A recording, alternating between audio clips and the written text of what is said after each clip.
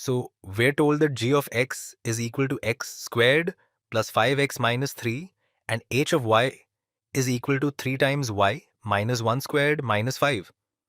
And then we're asked what is h of g of negative 6. And the way it's written might look a little strange to you. This little circle that we have in between the h and the g, that's our function composition symbol. So function composition symbol. And one way to rewrite this, it might make a little bit more sense. So this h of g of negative 6, you could rewrite this as this is going to be the same thing as g of negative 6 and then h of that. So h of g of negative 6. Notice I spoke this out the same way that I said this. So this is h of g of negative 6 and this is h of g of negative 6. I find the second notation far more intuitive, but it's good to become familiar with this function composition notation, this little circle, because you might see that sometime and you shouldn't stress, it's just the same thing as what we have right over here. Now, what is h of g of negative 6?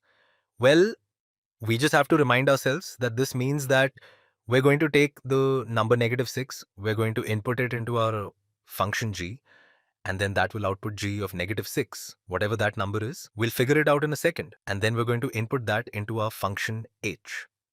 We're going to input that into our function h. And then what we output is going to be h of g of negative 6, which is what we want to figure out.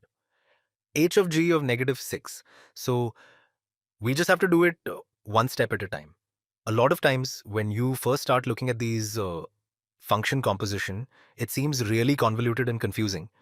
But you just have to, I want you to take a breath and take it one step at a time. Well, let's figure out what g of negative 6 is. It's going to evaluate to a number, in this case, and then we input that number into the function h, and then we'll figure out another, that's going to map to another number. So g of negative 6, let's figure that out. G of negative 6 is equal to negative 6 squared plus 5 times negative 6 minus 3, which is equal to positive 36 minus 30 minus 3.